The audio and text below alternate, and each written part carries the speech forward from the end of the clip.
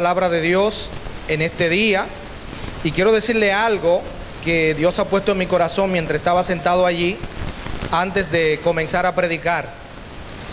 Yo tuve la oportunidad de conocer al pastor Cuevas en una de las visitas que él hace cuando es invitado a predicar allá en la iglesia Buenas Nuevas Central, y siempre es de gran bendición oír al pastor Cuevas. Y déjeme decirle algo, yo siento del Señor decirle esto. Hay dos personas en el Antiguo Testamento que se fueron al cielo sin morir: Enoc y Elías, por la relación que tenían con Dios. Pero hay 4 personas en el Antiguo Testamento que se fueron al infierno sin morir. ¿Y usted sabe por qué se fueron al infierno? Porque se rebelaron contra su líder: Coré, Datán, Abirán y On.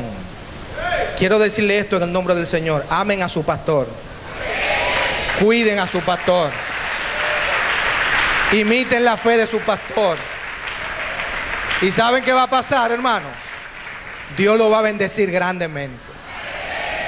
Eso quería decirles. Y quiero entonces comenzar en esta noche diciéndole que ¿cuál debe ser la reacción de los cristianos en medio de problemas? ¿Cuál debe ser la reacción de los cristianos en medio de los problemas? Yo quiero hacerle una propuesta en esta noche. Yo quiero decirles que vamos a tomar la reacción frente al problema, la misma reacción que tuvo un siervo de Dios en el Antiguo Testamento. Ese siervo de Dios se llama Josafat. Y en medio de un gran problema, él tomó una decisión que cada hijo de Dios debe imitar cuando se enfrenta a problemas.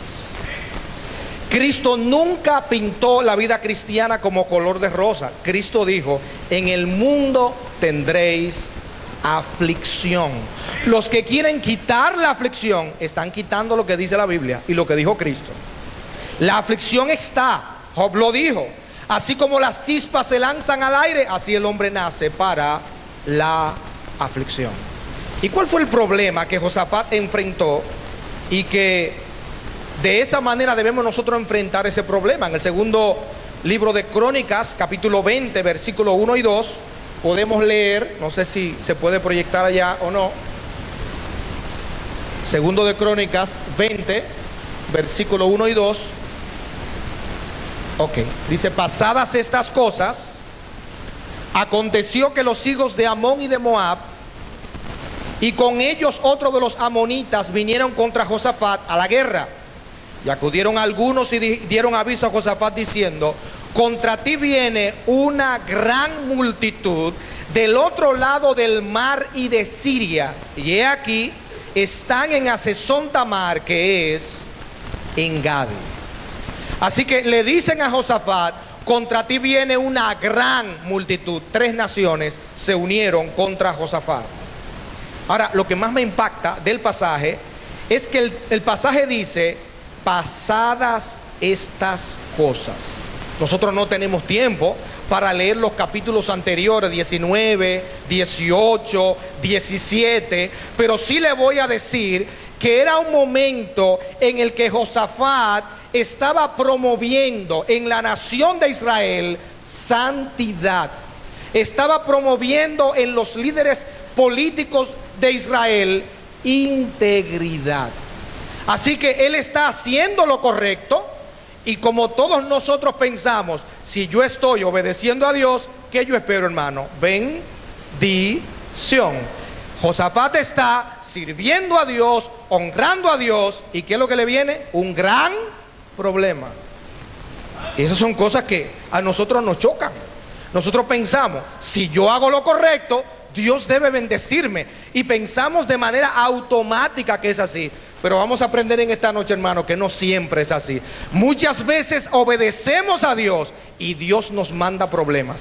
¿Y usted sabe por qué, hermano, Dios lo hace? Porque Dios va a lograr a través del problema lo que Dios no va a lograr si nos deja en paz y en calma. Es por eso que Dios lo hace. Es por eso que Dios lo hace. Y es por eso que Dios va a enviar problemas a nuestras vidas, aunque parezca contradictorio, para nuestra bendición espiritual, para bendición de nuestro carácter como cristianos. Dios está más interesado en lo que nosotros somos, en lo que nosotros somos en cuanto a nuestro carácter, que en lo que nosotros queremos ser. Es lo que Dios tiene para nosotros, que seamos a imagen y semejanza de Cristo.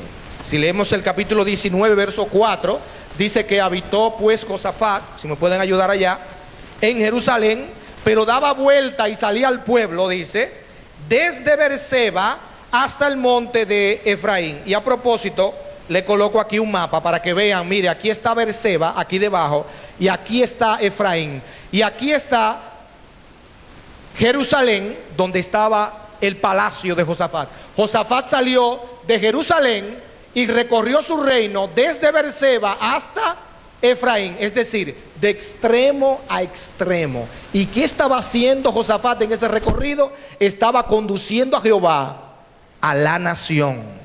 Estaba haciendo lo correcto. Estaba llamando al pueblo a volver a Dios, y Dios le envía un gran problema. Capítulo 19, versos 5 al 7, seguimos leyendo, y dice allí que puso jueces sobre las ciudades, si lo puede cambiar por favor, sobre las ciudades fortificadas de Judá por todos los lugares, y dijo a los jueces: mirad lo que hacéis, porque no juzgáis en lugar de hombres, sino en lugar de Jehová, el cual está con vosotros cuando juzgáis. Sea pues con vosotros el temor de Jehová, mirad lo que hacéis, porque con Jehová nuestro Dios no hay injusticia, ni acepción de personas, ni admisión de cohecho. Esa palabra cohecho es la palabra soborno. Lo que está diciendo Josafat a los jueces es: no juzguen injustamente, no hagan acepción de personas, no acepten soborno.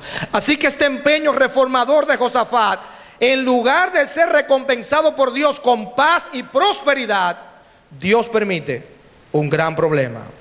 Dios permite un gran problema. Y al final del mensaje vamos a ver para qué fue que Dios permitió ese gran problema. Pero Dios siempre tiene un propósito bueno detrás de todas las cosas que permite en nuestras vidas. El propósito de Dios siempre es bueno. Siempre. Los pensamientos de Dios para con sus hijos son pensamientos de paz y no de mal, dice la Biblia, para darnos el fin que nosotros esperamos. Dice segundo de Crónicas 17:10, sí, y cayó el pavor, dice, de Jehová sobre todos los reinos de la tierra que estaban alrededor de Judá, y no osaron hacer guerra contra Josafat. Eso fue en el capítulo 17. Pero ahora en el capítulo 20, 3 naciones se unen para atacar a Josafat. ¿Cuál es la implicación, mis hermanos? Dios había colocado en el capítulo 17 un cerco alrededor de Israel y nadie se atrevió a atacarlo. Pero ahora Dios, de manera soberana, retira el cerco y permite que Israel sea atacado, porque Dios tiene un propósito bueno detrás de eso. Un propósito bueno detrás de eso. Esas tribus invasoras no estaban actuando fuera del control soberano de Dios. Lo repito, Dios quitó el cerco, por eso atacaron. De lo contrario no iban a atacar. Dios no es autor de pecado, lo sabemos por la Biblia. Dios no tienta a nadie a pecar.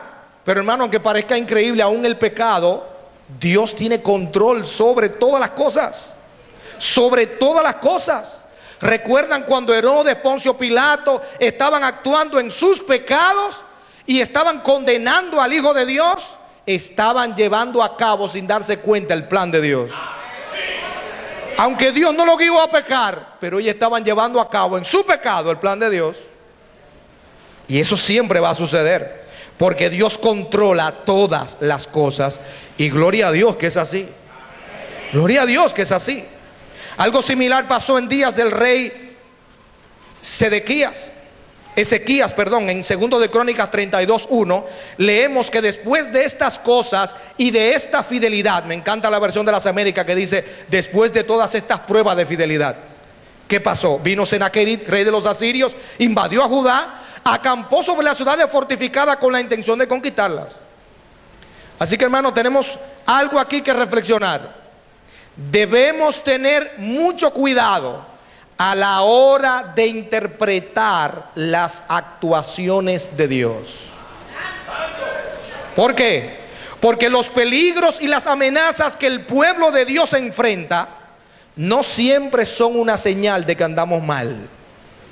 No, muchas veces andamos bien y nos vienen problemas.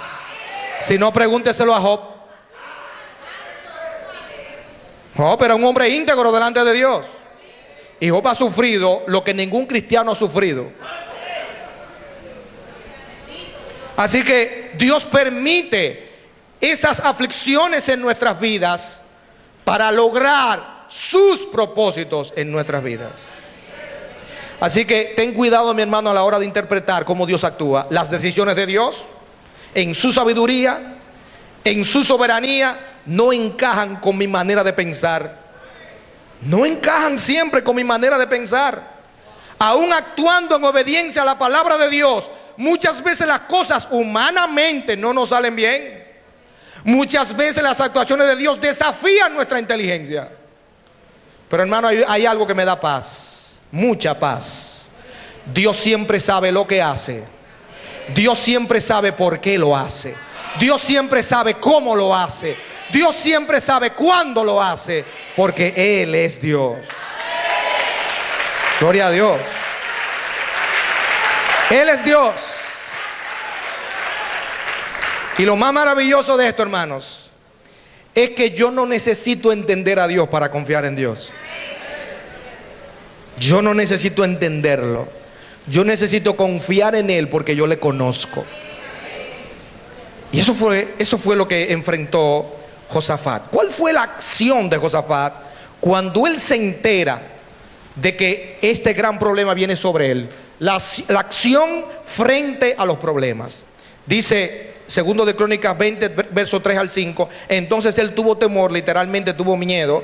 Y Josafat humilló su rostro para consultar a Jehová, e hizo pregonar ayuno a todo Judá. Y se reunieron los de Judá para pedir socorro a Jehová. Y también de todas las ciudades de Judá vinieron a pedir ayuda a Jehová. ¿Usted está entendiendo el pasaje? Todo el mundo viene a Jerusalén, toda la nación viene a Jerusalén a pedir socorro a Jehová. Entonces Josafat se puso en pie en la asamblea de Judá y de Jerusalén, en la casa de Jehová, el templo de Salomón, delante del atrio nuevo. El rey Josafat, ¿cuál fue la decisión que tomó cuando él se enteró de ese gran problema? Le voy a decir lo que él no hizo. Número uno, él no comenzó a quejarse. Señor, pero mira, tú sabes que yo soy un siervo tuyo, íntegro, que estoy haciendo tu voluntad. ¿Cómo tú permites? Él no comenzó a quejarse. No salió queja de su boca. No salió ninguna murmuración. Lo único que él hizo fue que humilló su rostro en total dependencia de Dios en medio del problema. Algo que me impacta del pasaje es que él tuvo miedo, el texto lo dice. Pero él no se dejó controlar por el miedo, hermanos. Él no se dejó controlar por el miedo. Él no se dejó controlar por la queja. No, él humilló su rostro para buscar el favor de Dios y lo hizo con todo el pueblo. Y nos enseña a nosotros que cuando estamos en medio de un gran problema, no debemos quejarnos, no debemos enojarnos, no debemos dejarnos controlar por el miedo. Debemos buscar el rostro de Dios en oración. Busca el rostro de Dios. ¿Sabe por qué? Porque la oración no es un intento de forzar la mano de Dios. Nadie puede forzar a Dios. Cuando nosotros oramos, hermanos, estamos reconociendo humildemente dos cosas muy importantes. Número uno, nuestra dependencia de Dios. Y número dos, nuestra impotencia delante del problema. Hermano, nosotros no oramos por orar. La oración no es el último recurso del cristiano. Es más, me voy más lejos. La oración ni siquiera es el primer recurso del cristiano. No, la oración es el único recurso que tú y yo tenemos.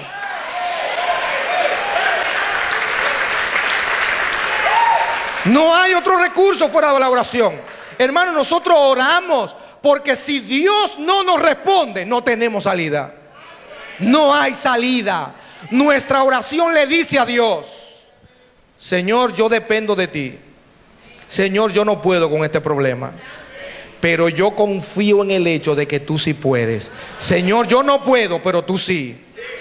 Y por eso buscamos el rostro de Dios en oración. Mi hermano, nunca deje la oración para último. La oración debe ser lo primero. Y es lo único que puede sacarlo del problema. Porque si Dios no obra a nuestro favor, estamos sin solución. No hay solución. Algunos dicen: no, mira, lo que pasa es, mi hermano, que yo tengo un amigo en el gobierno. Mi hermano, mira, no deje de orar, porque si Dios no toca el corazón de ese amigo tuyo del gobierno, nada va a suceder. Es en las manos de Dios que está el problema, no en las manos de ningún hombre. Nunca olvidemos eso. Y aquí viene, segundo de Crónicas 26 al 11, una de las oraciones para mí más hermosas de todo el Antiguo Testamento. Dice: y dijo Josafat: Jehová, Dios de nuestros padres, ¿no eres tú Dios en los cielos y tienes dominio sobre todos los reinos de las naciones? ¿No está en tu mano tal fuerza y poder que no hay quien te resista? Dios nuestro, ¿no echaste tú los moradores de esta tierra delante de tu pueblo Israel y la diste a la descendencia de Abraham, tu amigo, para siempre? Y ellos han habitado en ella y te han edificado en ella santuario a tu nombre, es decir, el templo de Salomón, diciendo: si mal viniere sobre nosotros, o espada de castigo, o pestilencia, o hambre, nos presentaremos delante de esta casa, el templo de Salomón, y delante de ti, porque tu nombre está en esta casa. Noten ahora, hermanos: y a causa de nuestras tribulaciones clamaremos a ti, y tú nos oirás y salvarás. Ahora pues, he aquí los hijos de Amón y de Moab, y los del monte de Seir, a cuya tierra no quisiste que pasase Israel cuando venía de la tierra de Egipto, sino que se apartase de ellos y no lo destruyese. He aquí ellos nos dan el pago, viniendo a arrojarnos de la heredad que tú nos diste en posesión. Lo que está diciendo Josafat, en pocas palabras, es que cuando Israel iba de camino a Canaán desde Egipto, Dios le dijo a Israel que no tocaran ni a Amón ni a Moab. Y la razón está en Deuteronomio 2. En Deuteronomio 2, si me puede ayudar ahí, versículos 5, 9 y 19 dice: no os metáis con ellos, dice Dios, porque no daré de su tierra ni aun lo que cubre la planta de un pie, porque yo he dado por heredad a Esaú el monte de Seir. Es decir, el monte de Seir, los descendientes de Esaú. Y Jehová me dijo: no molestes a Moab, ni te empeñes en guerra con ellos en guerra, porque no te daré posesión de su tierra, porque yo he dado a Ar por heredad a los hijos de Lot. Es decir, Moab es hijo de Lot con una de sus hijas cuando ésta lo emborracharon. Y cuando te acerques a Amón, no lo molestes, ni contiendas con ellos, porque no te daré posesión de la tierra de los hijos de Amón, pues a los hijos de Lot le he dado por heredad. Ese fue el otro hijo que Lot tuvo con otra de sus hijas. Así que lo que está diciendo Josafat es: cuando nosotros pasamos por Amón, Moab y el monte de Seir, camino a Canaán desde Egipto, respetamos a esas naciones. Pero ahora estas tres naciones se unen no solamente para atacar a Israel, sino, como vamos a ver al final, para borrarlo del mapa y mudarse ahí. Esa es la intención de ellos. No es simplemente atacarlo, es borrarlo del mapa y mudarse a Israel. Ahora, hermano, ¿qué nos enseña esto a nosotros? Que estas naciones fueron ingratas. Porque cuando Israel pasó por la tierra de ellos, no los provocó. Y ahora quieren eliminar a Israel. Son ingratos. ¿Saben qué aprendo, hermano, de esto? Que no debemos extrañarnos cuando las personas nos paguen mal por bien. No te extrañes cuando las personas te paguen mal por bien. ¿Sabes por qué?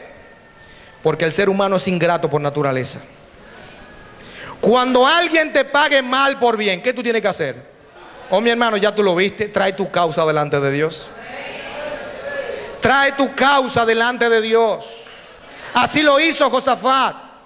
Y así lo hizo Cristo, dice la Biblia en 1 de Pedro 2:23. Encomendó su causa al que juzga justamente. Y luego sigue diciendo el versículo 12, por favor. Oh Dios nuestro, versículo 12. ¿No nos juzgarás tú, dice Josafat? Porque en nosotros no hay fuerza contra tan grande multitud que viene contra nosotros. No sabemos qué hacer y a ti volvemos nuestros ojos. Hermano, esto es increíble. Esto es impactante. Josafat es un rey muy poderoso, pero él no está mirando sus recursos para pelear. No. Josafat está apelando al Dios Todopoderoso y le dice: no sabemos qué hacer. No sabemos qué hacer. No tenemos fuerza contra esta multitud tan grande. Así termina la oración de Josafat. Y ahora viene la promesa de Dios. Segundo de Crónicas 20, si me ayudan allá, versículo 13 al 15. Ahora viene la promesa frente al problema y frente a la oración de Josafat. Dice el capítulo 20, versos 13 y 15 al 15: y todo Judá estaba en pie delante de Jehová, con sus niños y sus mujeres y sus hijos. Y allí estaba Jaasiel, hijo de Zacarías, hijo de Benaía, hijo de Jehiel, hijo de Matanías, levita de los hijos de Asaf, sobre el cual vino el Espíritu de Jehová en medio de la reunión y dijo: oíd Judá todo, y vosotros moradores de Jerusalén, y tú, rey Josafat, Jehová os dice así: no temáis ni os amedrentéis delante de esta multitud tan grande, porque no es vuestra la guerra, sino de Dios. Gloria a Dios. Mi hermano, yo no sé cuál es el problema que tú tienes. Yo no lo sé. Ahora Dios te dice en esta noche: no te amedrentes delante de ese problema. La guerra no es tuya. La guerra es de Dios. Y cuando nosotros dejamos que Dios pelee, vivimos en paz. Ahora, si nosotros peleamos, nosotros vivimos agonizando. No pelees tú, mi hermano, deja que Dios pelee. Dios va a pelear esa batalla, ese problema, Dios lo va a pelear. Algo que me llama la atención del texto es que el profeta no minimizó el problema. Si leen el texto, dice: no te amedrentes delante de esta multitud tan grande. El problema es grande, claro que sí, pero Dios es más grande. Dios es más grande. Y algo que he aprendido es que cuando un problema, hermanos, está por encima de mi cabeza, yo le doy gracias a Dios, porque yo digo: Señor, gracias porque este problema está por encima de mi cabeza, porque eso significa que está debajo de los pies de Cristo. Está fuera de mi control, pero está en el control de mi Salvador. Y eso me da paz. Y eso debe darte paz, mi hermano. La paz del corazón no depende del tamaño del problema. No, la paz del corazón del cristiano depende de cuán consciente esté de quién está con él, quién pelea por él. Como dice la Escritura: mayor es el que está con nosotros que el que está en el mundo. Y dice Pablo: si Dios es por nosotros, ¿quién contra nosotros? Absolutamente nadie. Y ahora el profeta le va a decir en nombre de Dios lo que va a suceder al otro día. Dios es tan bueno que no solamente le dice: miren, no se preocupen, ustedes esta guerra no es de ustedes, es mía, yo soy el que voy a pelear. Sino que ahora Dios le va a decir, para tranquilidad de ellos, yo le voy a decir lo que va a suceder mañana. Capítulo 20, versículo 16 al 17 dice: mañana descenderéis contra ellos. He aquí que ellos subirán por la cuesta de Cis, y los hallaréis junto al arroyo. Eso es el profeta en nombre de Dios, antes del desierto de Jeruel. No habrá para qué peleéis vosotros en este caso. Paraos, estad quietos y ved la salvación de Jehová con vosotros, oh Judá y Jerusalén. No temáis ni desmayéis. Salid mañana contra ellos, que Jehová estará con vosotros. Wow, hermano, esto me impacta a mí. Esto me impacta. Porque en otras ocasiones Dios fortaleció la mano del pueblo para que el pueblo peleara. Por ejemplo, vino a mi mente el caso de Jericó. Dieron una vuelta durante 6 días, 7 vueltas el séptimo día. Y a la séptima vuelta del séptimo día Dios dijo: griten. Y el grito de fe del pueblo hizo que Dios derrumbara las murallas. Pero Dios le dijo, ahora ustedes tienen que entrar y conquistar. Y ellos hicieron lo más difícil, yo derrumbé la muralla, ahora conquisten. Y ellos tuvieron que entrar y conquistar. Pero lo que Dios está diciendo aquí ahora es más maravilloso. Lo que está diciendo en palabras sencillas y llanas es: siéntense a ver lo que yo voy a hacer. Ustedes van a ser espectadores de lo que yo voy a hacer. Ustedes no van a tener que hacer absolutamente nada. No se preocupen, estad quietos y conoced que yo soy Dios. Estad quietos. Esa es la promesa de Dios frente a la oración de la nación. ¿Y cuál es la respuesta a la promesa, hermanos? Seguimos mirando la respuesta a la promesa. Segundo de Crónicas 20, 18 y 19 dice: entonces Josafat se inclinó rostro a tierra, y asimismo todo Judá y los moradores de Jerusalén se postraron delante de Jehová y adoraron a Jehová. Y se levantaron los levitas de los hijos de Coat y de los hijos de Coré para alabar a Jehová, el Dios de Israel, con fuerte y alta voz. Le voy a decir cuál fue la respuesta a la promesa en 4 palabras.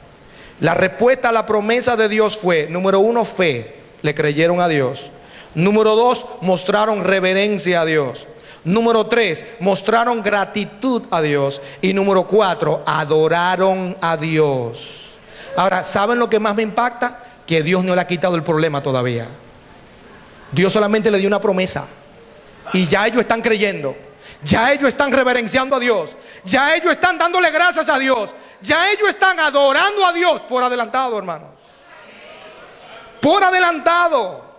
Ellos creyeron la promesa de Dios, y porque la creyeron, alabaron a Dios y le dieron gracias. Antes, el enemigo todavía viene. Las circunstancias no han cambiado, pero la promesa de Dios hizo toda la diferencia.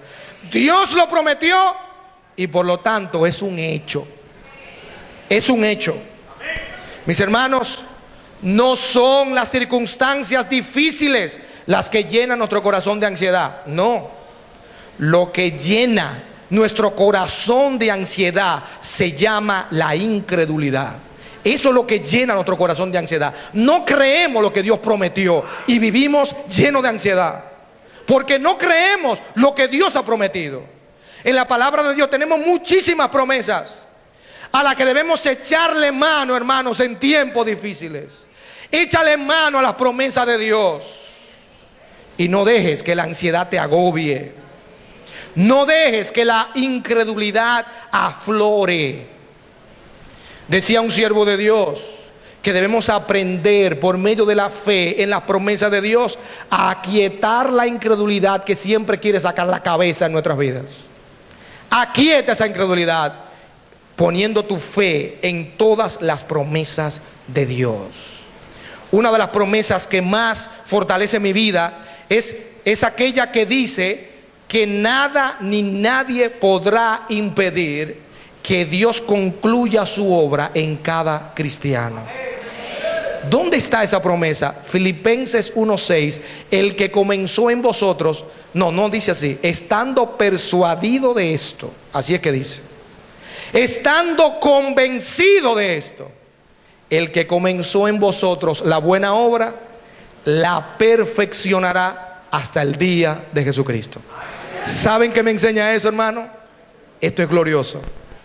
Que Dios comenzó una obra en cada cristiano y Dios va a terminar esa obra en cada cristiano. Y lo más glorioso, hermano, nada ni nadie podrá meterse en el medio de esa obra que Dios está haciendo contigo y conmigo. Nada ni nadie, no hay problema, no hay diablo, no hay nada que pueda meterse en el medio. Dios comenzó una obra y Dios la va a terminar. Se decía de Miguel Ángel que ese era el problema de él, un famoso pintor de la antigüedad, que las obras las dejaba por la mitad. Comenzaba una obra de pintura y la dejaba por la mitad. Pero gloria a Dios, Dios no es como Miguel Ángel. Lo que Dios comienza, Dios lo termina. Y Dios comenzó una obra en nosotros y Él la va a completar. Él la va a terminar. Hermano, y cuando nosotros ponemos nuestra fe en las promesas de Dios, podemos pensar correctamente. Ese es el problema de muchos cristianos que piensan mal porque su fe no está puesta en las promesas de Dios. Mi hermano, no lo olvides. Dios ha prometido sostenernos hasta el día de nuestra glorificación. Es hasta el final que nos va a sostener. Es en su poder, claro que sí, es en su gracia. Pero Él ha prometido estar con nosotros todos los días hasta el fin del mundo. Y una de las tácticas favoritas hoy, y me da mucha tristeza, una de las tácticas favoritas del diablo hoy es llevar a muchos cristianos a confiar en promesas que Dios no ha dado, para que al final terminemos decepcionados. Pero Dios no decepciona a nadie. Se decepciona el que cree lo que Dios no ha prometido. Ese es el problema. Ese es el problema. Por ejemplo, por ahí anda un movimiento diciendo que ningún cristiano debe ser pobre, y si es pobre, está en pecado. Ahora, eso no es lo que yo leo en la Biblia. Dice Santiago 2:5: a los pobres de este mundo ha escogido Dios, para que sean ricos en fe y herederos del reino que Él ha preparado para los que le aman. Eso dice la Biblia. Entonces Dios no ha prometido eso. Claro, si Dios te bendice, gloria a Dios. Si puedes prosperar, gloria a Dios. Pero Dios no le ha prometido a todo cristiano que va a ser millonario. Eso no es verdad. Eso no es verdad. Y si usted cree esa promesa, cuando usted luche por serlo y no lo sea, se va a decepcionar. Claro, se va a decepcionar porque usted está creyendo lo que Dios nunca le prometió. Y lo otro es que ese movimiento de prosperidad enseña que ningún cristiano se debe enfermar, porque si se enferma está en pecado. Eso yo no lo veo en la Biblia. Es cierto que hay enfermedades que son consecuencia de pecado. Eso es cierto. Pero yo no puedo decir que todas las enfermedades son consecuencia del pecado. No todas. Porque entonces voy a chocar con la Escritura. La Biblia dice, por ejemplo, que Epafrodito, dice en Filipenses capítulo 2, que Epafrodito, por la obra de Cristo, no dice que por un pecado, por la obra de Cristo estuvo próximo a morir. No por un pecado, por la obra de Cristo. Y recuerdan cuando los discípulos fueron delante del Señor y le dijeron: Señor, ¿quién fue que pecó? ¿Este o tu padre? Porque miren, nació ciego. El Señor dijo: ni él ni sus padres pecaron. Él nació ciego para que las obras de Dios se manifiesten en él.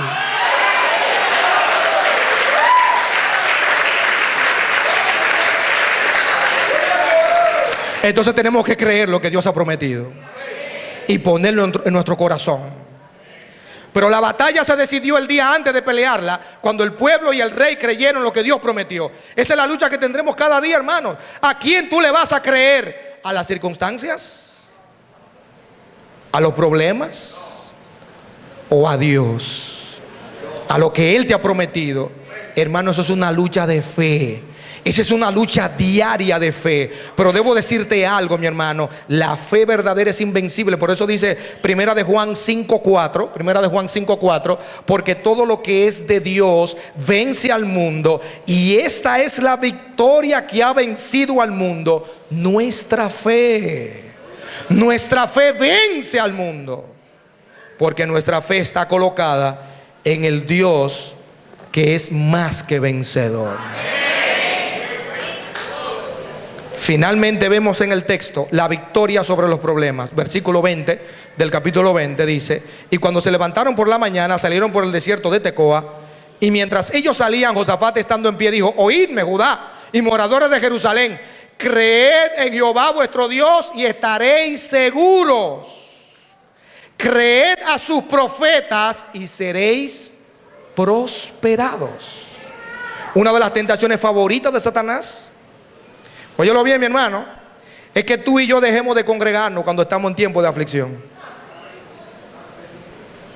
Eso es un gran error. No son uno ni dos los cristianos, no son uno ni dos los cristianos que piensan que las pruebas y las situaciones difíciles son como vacaciones de la vida cristiana, y cuando usted lo visita y le pregunta: hermano, ¿y qué es lo que le pasa? ¿Por qué no lo veo en la iglesia? No, hermano, que usted no sabe el problema que yo tengo. Ellos piensan que tienen la excusa perfecta para alejarse de la congregación.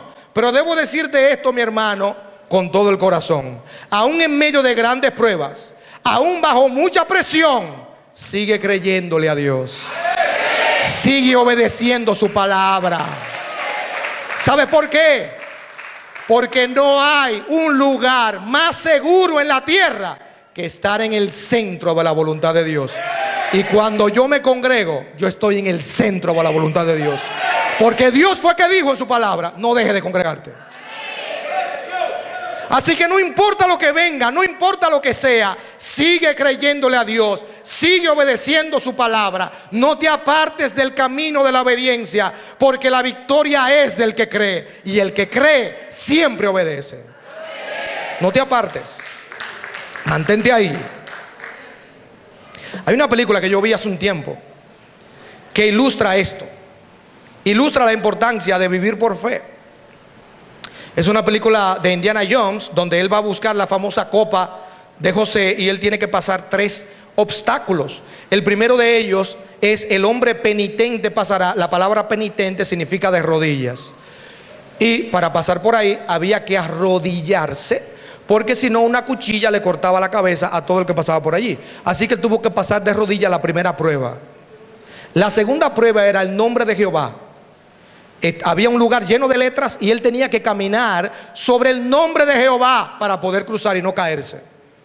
Así que él pudo cruzar la segunda prueba. Y la tercera fue la que le traje para que la vean.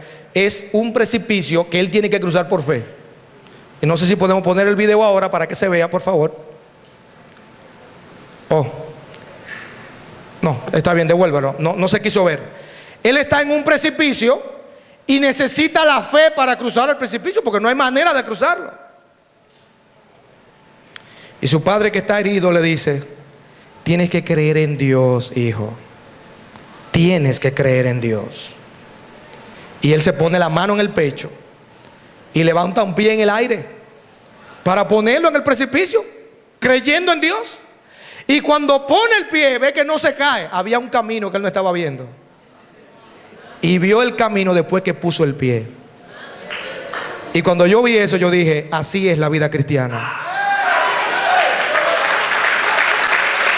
Así es la vida cristiana.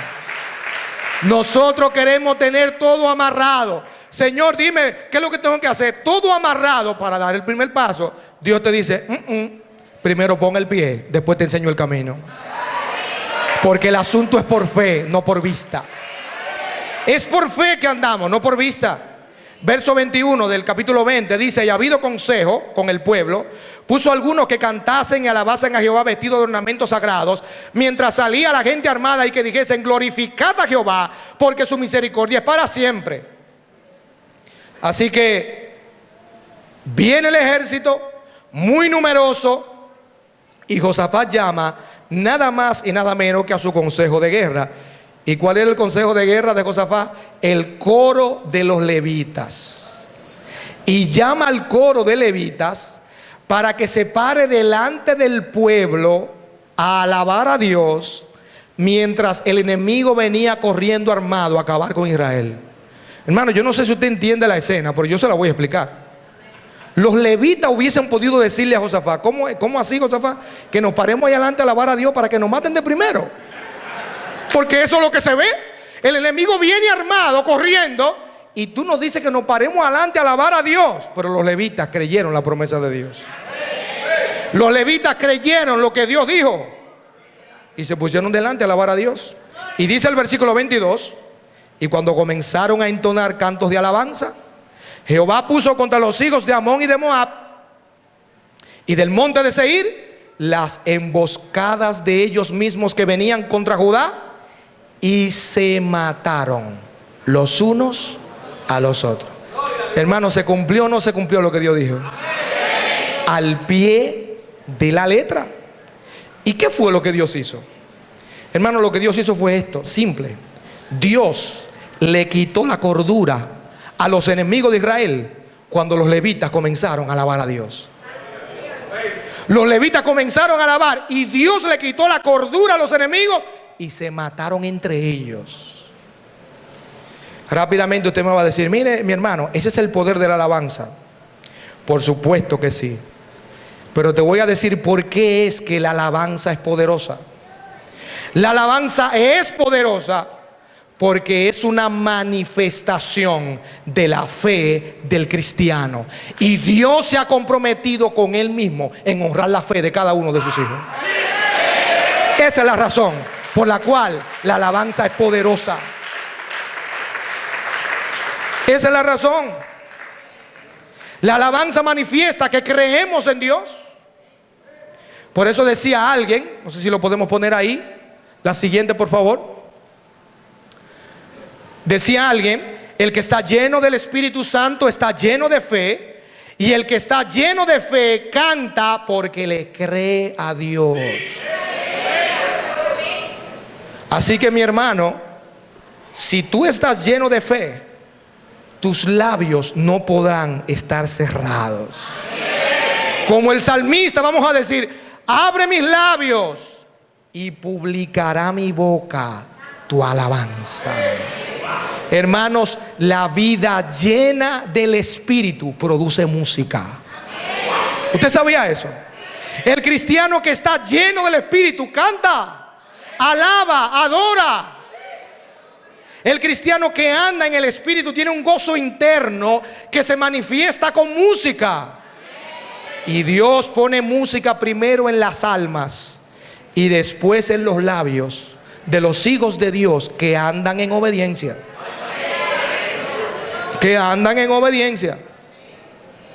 Así que si usted conoce a algún cristiano que vive quejándose, murmurando, él no está lleno del Espíritu de Dios, ese está lleno de otro espíritu diferente.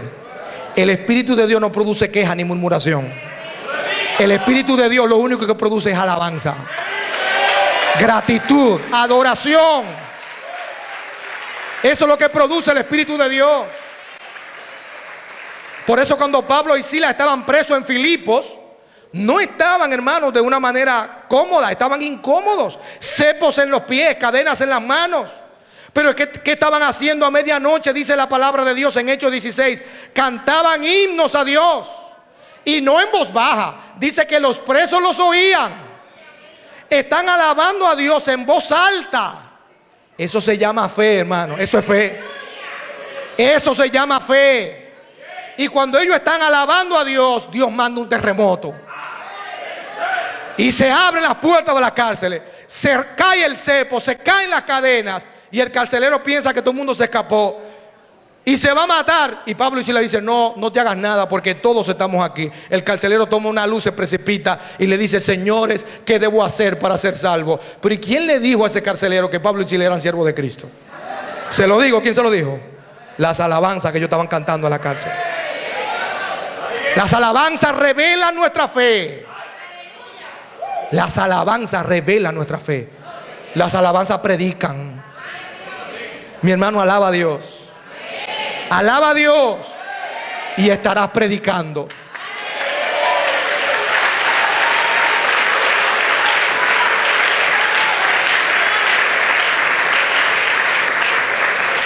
El relato termina con los israelitas que oraron para que Dios los librara de sus enemigos. Pero Dios no solamente lo libró de sus enemigos, sino que en buen dominicano le dio una ñapa. Le dio algo más que ellos no estaban esperando y lo sorprendió. Capítulo 20, verso 25 dice: viniendo entonces Josafat y su pueblo a despojarlos. Por favor, lo puede colocar, verso 25. Hallaron entre los cadáveres muchas riquezas, así vestidos como alhajas preciosas que tomaron para sí, tanto que no lo podían llevar. Oigan esto, hermano, 3 días estuvieron recogiendo el botín porque era mucho. Y rápidamente uno se pregunta, pero ¿y por qué los enemigos se llevaron todas esas riquezas? ¿Recuerdan lo que le dije al principio? Porque su intención era mudarse, hermano. Ellos iban a mudarse, era eliminar a Israel y mudarse allí. Pero Dios estaba detrás de todo eso para bendecir a su pueblo. Dios quería bendecir a su pueblo y por eso permitió ese gran problema. Dios permite problemas para bendecirnos. Entonces no desprecie los problemas. Cuando vengan los problemas, recuerda, Señor, tú me vas a bendecir con este problema, como tú bendijiste a Josafat. Me vas a bendecir. Yo recibo esta bendición que tú tienes para mí.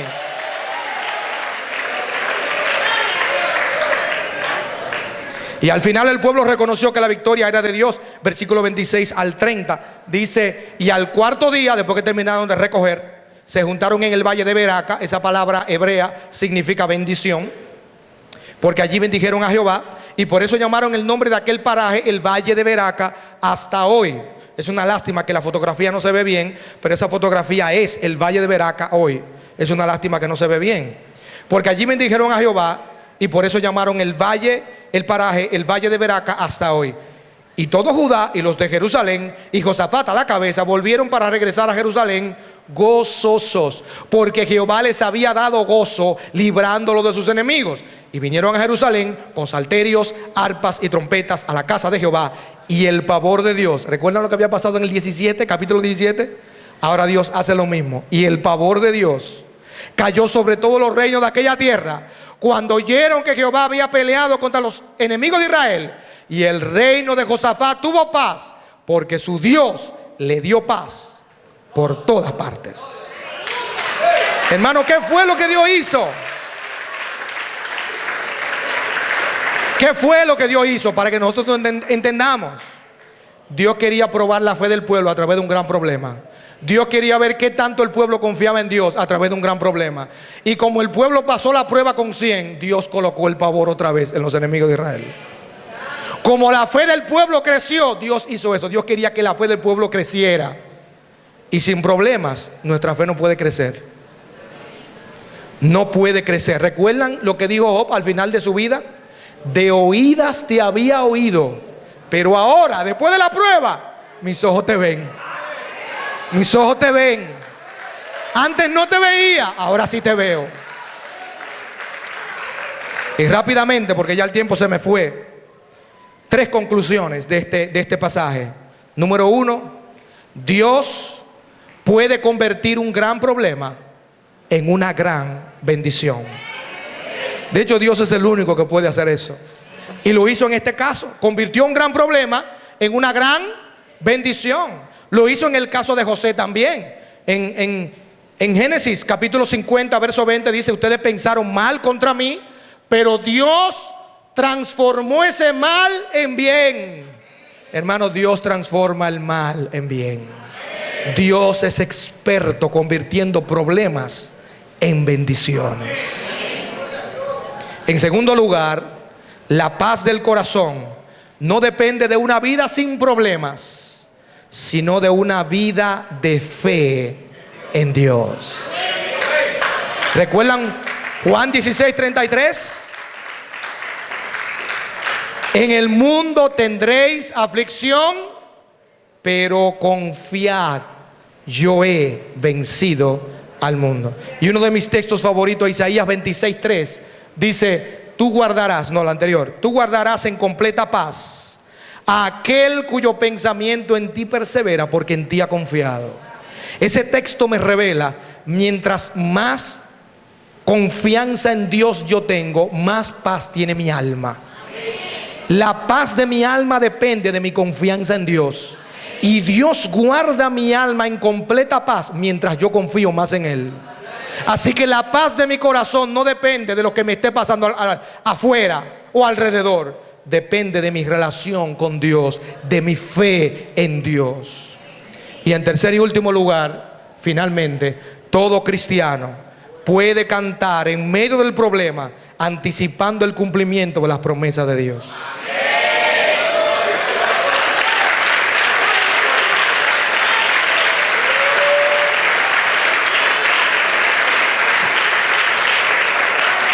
Hermano, ¿puedes tú cantar en medio del problema? Yo reconozco, hermano, que de los 3, este es el más difícil. Este es el más difícil. Quiero que vean una foto de 5 misioneros. Jean Elliot y 4 misioneros, ahí están.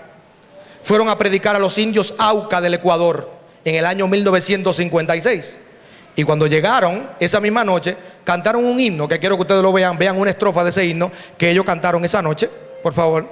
Descanso en ti se llama. Descanso en ti, mi defensor y escudo, pues en la lid contigo a salvo estoy. En tu poder a combatir acudo. Descanso en ti y en tu nombre voy. Descansaré contigo al fin en gloria, entrando por portales de esplendor. Tuya es la lucha, tuya es la victoria, y la alabanza sea a ti, Señor. Y esa misma noche, después del culto, los 5 misioneros fueron asesinados. Y rápidamente uno pregunta, pero Señor, ¿pero por qué están haciendo tu obra? Pero ¿por qué no es la pregunta correcta? La pregunta correcta, hemos aprendido en esta noche, es ¿para qué? ¿Para qué? Bueno, para no alargar la historia, para salvar la tribu. ¿Y cómo Dios salvó la tribu? Bueno, la esposa de Jean Elliot, o la viuda de Jean Elliot, en este caso Elizabeth Elliot, logró, con la ayuda de una de las nativas, traducir el Nuevo Testamento al idioma de los Aucas. Y usted sabe, mi hermano y mi hermana, qué sucede cuando un Nuevo Testamento o cuando la palabra de Dios entra a un lugar. Usted sabe lo que pasa cuando la palabra de Dios penetra a un lugar. Lo demás es historia. Toda una congregación hay hoy para la gloria de Dios. Pero no solamente eso. Uno de los pastores de esa congregación, que eso es lo que más me impacta, fue uno de los que mató a los misioneros. ¡Wow! Y ese pastor bautizó luego a uno de los hijos de los misioneros que él mismo mató. Hermano, la victoria es de Dios. Y Dios obra por senderos misteriosos. Dios hace caminos donde no hay caminos. Dios obra de una manera que nos deja con la boca abierta. Pero me llama la atención que ellos cantaron, alabaron a Dios, pero murieron. La Biblia dice: id por todo el mundo y predicad el evangelio a toda criatura. Pero la Biblia no dice en ese texto que regresaremos vivos. No, lo que la Biblia dice es: el resultado yo lo garantizo. El resultado Dios lo garantiza, pero nuestras vidas no. Porque Cristo dijo que todo aquel que pierda su vida por causa de mí, la hallará. La hallará. Y es una bendición eso. Es una bendición dedicar nuestras vidas a aquel que nos ha dado vida eterna. Esa es una bendición. Y quiero terminar contándole un breve testimonio personal. En el año 2010 pasó a la presencia de Dios una tía mía. Era una mujer de Dios. Era una adoradora. Dios le dio una voz soprano, una voz hermosa. Dirigía el coro de la congregación donde ella se congregaba allá en los Estados Unidos. Pero todo cristiano está aquí hasta que Dios lo diga. Estamos aquí hasta que terminemos nuestro testimonio. Terminó el testimonio de ella, Dios se la llevó a su presencia y Dios me dio la oportunidad de ir allá.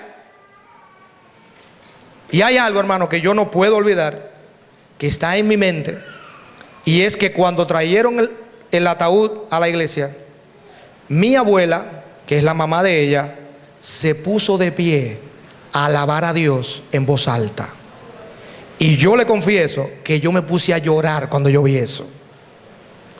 Me conmoví de tal manera que yo estaba llorando, mirando a mi abuela, alabando a Dios frente al ataúd de su hija, cantando y diciendo: yo estoy contenta y tengo razón porque Cristo mis pecados perdonó. Y yo le pedí perdón a Dios y dije: Señor, perdóname, porque mi abuela está alabando tu nombre, porque ella está segura de que tú vas a cumplir tu promesa. ¿Y cuál es la promesa de Dios cuando un cristiano parte? Hay muchas, pero le voy a decir una. Romanos 14:8 dice: pues si vivimos para el Señor vivimos, y si morimos para el Señor morimos. Así pues, sea que vivamos o que muramos, del Señor somos. Siempre somos del Señor. Sea aquí o en la gloria, siempre somos de Él. Estamos en la mano de Él. La victoria es de Dios. La victoria es de los hijos de Dios. Romanos 8:35 finalmente y 37 dice: ¿quién nos separará del amor de Cristo? Tribulación o angustia o persecución o hambre o desnudez o peligro o espada. Antes, en todas estas cosas somos más que vencedores por medio de aquel que nos amó. Mi hermano, tú y yo, por medio de la fe, estamos unidos a Cristo. Y no hay nada, ni en el mundo físico, ni en el mundo espiritual, que nos pueda separar del amor de Dios, que es en Cristo Jesús, Señor nuestro. Nada nos podrá separar.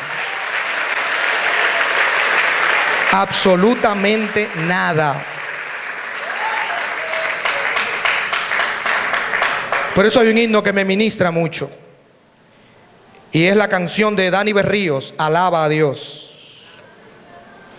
Ministra mucho mi vida. Dice: Dios va al frente abriendo caminos. Dice: Dios trabaja para los que confían. Camina contigo de noche y de día. Levanta tus manos, tu victoria llegó. Comienza a cantar y alaba a Dios. Mi hermano, no importa la circunstancia, alaba a Dios. Alaba a Dios.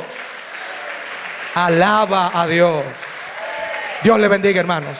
Muchas gracias. Bendiciones.